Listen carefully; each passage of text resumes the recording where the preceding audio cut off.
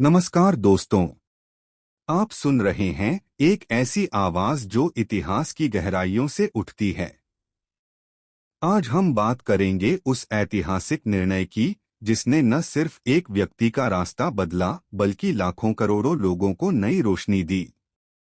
हम बात कर रहे हैं डॉक्टर भीमराव अंबेडकर द्वारा बौद्ध धर्म स्वीकार करने की। एक सवाल जो अक्सर पूछा जाता है, डॉक्टर अंबेडकर ने बौद्ध धर्म क्यों अपनाया? क्या यह सिर्फ एक धार्मिक बदलाव था या इसके पीछे एक सामाजिक क्रांति छिपी थी? इस कहानी को समझने के लिए हमें पीछे जाना होगा, डॉक्टर अंबेडकर के जीवन के प्रारंभिक वर्षों में।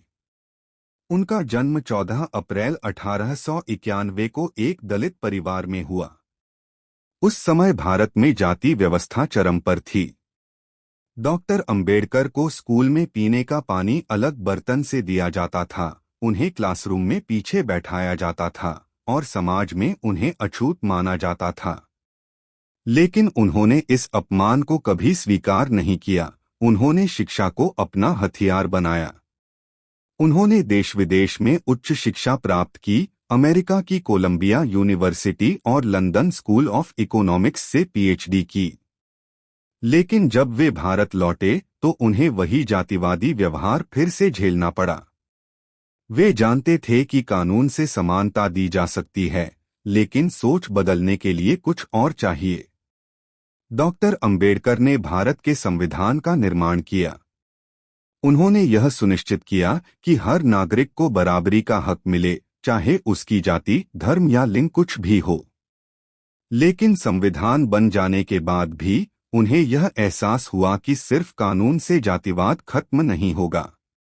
उनका कहना था, मैं हिंदू पैदा जरूर हुआ, लेकिन हिंदू मरूंगा नहीं।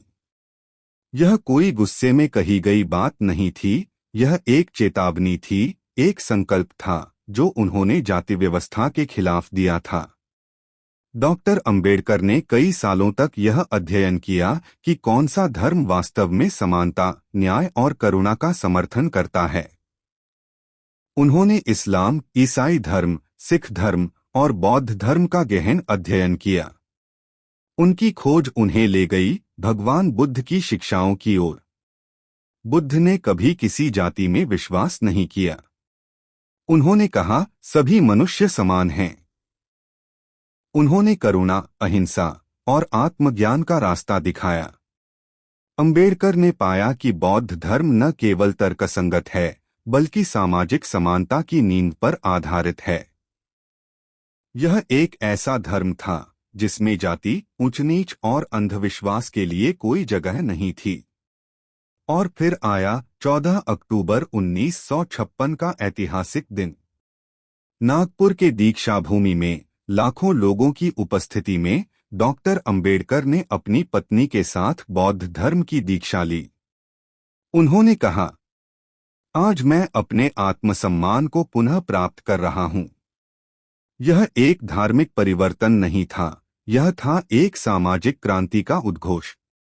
इस दीक्षा समारोह में उन्होंने 22 प्रतिज्ञाएं लीं, जिनमें उन्होंने न सिर्फ हिंदू धर्म की जातिवादी व्यवस्था को त्यागा, बल्कि यह भी संकल्प लिया कि वे किसी देवी देवता की पूजा नहीं करेंगे, ब्राह्मणों को दान नहीं देंगे और बुद्ध के मार्ग पर चलेंगे। इस ऐतिहासिक निर्णय ने लाखों दलितों को एक नई पहचान दी, एक ऐसी पहचान जिसमें अपमान नहीं, सम्मान था। एक ऐसा रास्ता जहां उन्हें इंसान माना गया, पूजा नहीं पर मानवीय गरिमा मिली।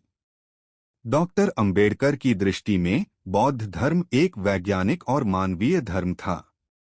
उन्होंने कहा, बुद्ध केवल एक धार्मिक व्यक्ति नहीं थे, वे एक समाज सुधारक, क्रांतिकारी और विचारक थे।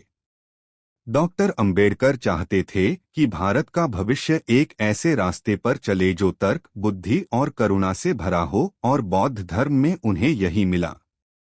आज उनका यह कदम सिर्फ इतिहास नहीं, बल्कि आज भी एक प्रेरणा है। लाखों लोगों ने उनके साथ बौद्ध धर्म स्वीकार किया और हर साल लाखों लोग दीक्षा भूमि जाकर उनके दिखाए मार्ग को अपनाते हैं।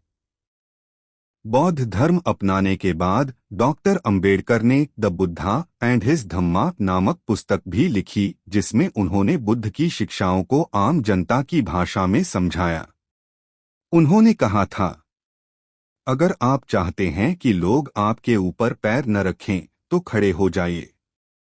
बौद्ध धर्म अपनाना उनके लिए खड़े हो जाने का निर्णय था, आत्मसम्मान के साथ जीने का रास्ता। तो दोस्तों, डॉक्टर अंबेडकर ने बौद्ध धर्म इसलिए अपनाया क्योंकि यह उन्हें स्वतंत्रता, समानता और सम्मान देता था, वो 3 चीजें जो किसी भी इंसान की बुनियादी जरूरत होती हैं। उन्होंने जातिवादी सोच को केवल तर्क से नहीं, धर्म से भी चुनौती दी। उन्होंने बताया कि असली धर्म वो है जो इंसान को इंसान समझे। उनका यह निर्णय आज भी करोड़ों लोगों को जीने का हौसला देता है कि अगर परिस्थिति अन्यायपूर्ण है तो उसे स्वीकार नहीं किया जाना चाहिए, उसे बदला जाना चाहिए। धन्यवाद।